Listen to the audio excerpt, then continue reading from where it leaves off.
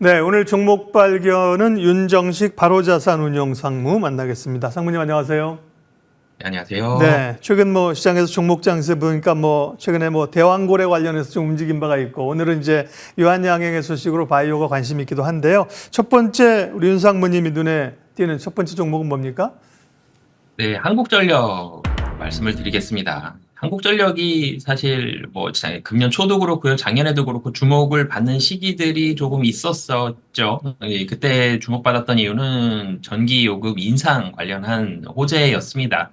그래서 전기요금이 인상되면 실적이 확실히 좀 좋아질 것이다. 그러면 부채도 많이 줄어들고 빠른 속도로 줄어들고 그런 기대감들이 있었는데 전기요금 인상이 생각만큼 많이 이루어지진 못했죠. 그런데 최근에 어제도 그렇고 오늘도 그렇고 다시 올라가는 이유 몇 가지를 좀 살펴보면 우선 전기요금 인상은 시장 투자자들의 기대만큼 좀 빠르게 많은 속도로 이루어지기는 힘들 걸로 보여집니다. 왜냐하면 뚜껑 열어보니까 실적이 지금 좋거든요. 2분기 실적 좋고요. 3분기, 4분기 다 좋고 연간으로 따졌을 때도 영업이익이 8.3조 원, 그러니까 작년에 당연히 적자였으니까 이 8.3조 원 정도 나온다. 실적이 좋기 때문에 전기요금을 더 올리기는 만만치는 않다라는 점이 있는데, 근데 환경이 좋습니다.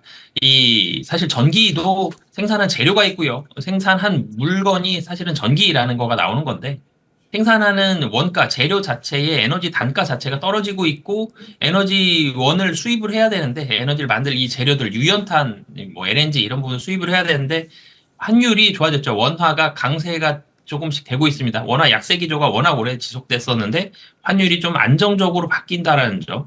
그러니까 전체적으로 한국전력에 들어가는 그야말로 원료비가 좀 줄어든다라는 점, 이런 부분들이 긍정적으로 작용을 하고 있고, 또 한 가지 찾아보면, 최근에 이제 기관들이 좀 많이 사고 있죠. 이유가 실적도 연간으로 좋아지는데 환율도 좋은데 밸류에이션이 쌉니다.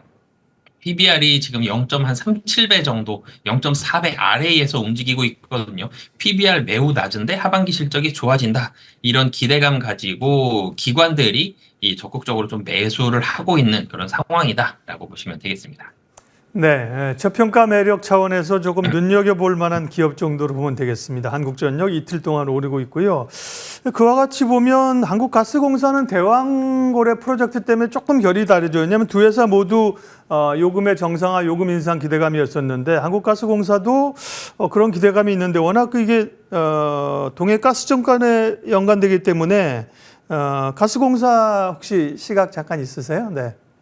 사실 가스공사도 최근 말고요. 금년 말고 이전에 놓고 보면 주가 움직임이 거의 똑같이 움직였습니다. 한국전력, 한국가스공사 같이 움직였는데 좀 전에 말씀 주셨던 게 정확한 포인트였던 것 같고요. 이 대왕권력 관련된 움직임이었고 한국전력보다는 훨씬 레벨이 좀 높은 수준에서 움직이고 있는 상황이기 때문에 오늘 한국전력보다는 좀 덜 움직이고 있고요. 크게 봤을 때는 같은 시각으로 움직이겠지만 단기적으로는 이 대왕고래 이 동해가스전 이런 부분들에 대해서는 여전히 약간은 좀 테마주적인 성격도 좀 가미될 수 있는 상황이기 때문에 길게 보신다면 움직임은 비슷하다. 하지만 단기적으로는 테마주에 묶일 수도 있는 상황이 여전히 좀 남아있는 그런 상황이다라고 정리해 보겠습니다. 예, 그래서 오늘 첫 번째 종목은 한국전력을 말씀해 주신 거고요. 다음 또 우리가 좀 주목해 봐야 될 기업은요? 네, 이 두 번째도 사실 우호적인 환율 환경이 좀 바뀌었기 때문에 좀 주목해보자라는 점에서 특징주 대한항공을 좀 말씀을 드리겠습니다. 이 항공주 같은 경우도 한국전력도 원화의 약세가 좀 덜해졌죠. 여기서 더 추가적으로 약세가 될 가능성 매우 좀 낮고요.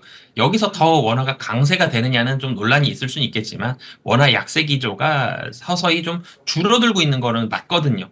그런 상황에서 이 대한항공도 이 원화 강세에 대한 수혜를 어느 정도 좀 받고 있는 상황에서 이 물동량이 우선 좀 좋죠. 지금 물동량 같은 경우는 이 해운발 물류난에서 시작이 됐고 반도체 많이 나르고 있고요. 그리고 쿠팡, 이 커머스 항공 물동량도 확대가 되고 있다.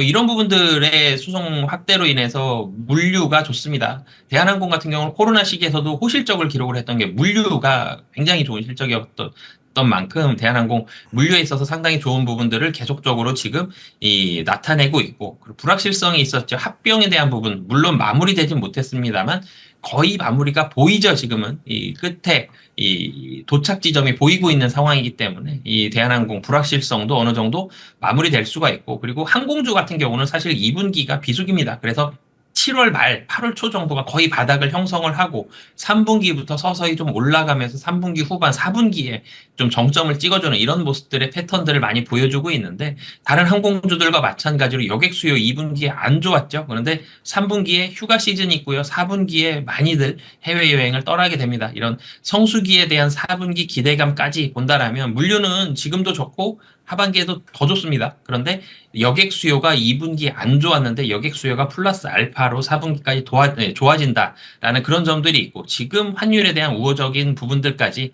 다 합쳐져서 지금 대한항공 이 시장에서 연기금도 뭐 계속적으로 좀 사고 있고요. 수급적으로 외국인 기관이 그래서 이제는 주목을 하고 있는 사실 어떻게 보면 좀 초입 부분이다. 금년 안에 있어서는 이 초입의 시장 상승의 초입 부분에 접어들어서 지금 상승을 시작을 하고 있는 단계다라고 보시면 되겠습니다.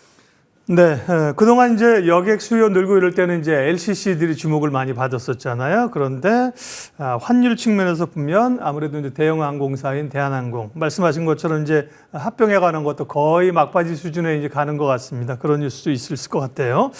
예, 환율 관련된 오늘 포인트가 좀 종목에 묻어났습니다. 오늘 종목 발견 바로자산운용 윤정식 상무님 함께했습니다. 고맙습니다. 네, 감사합니다.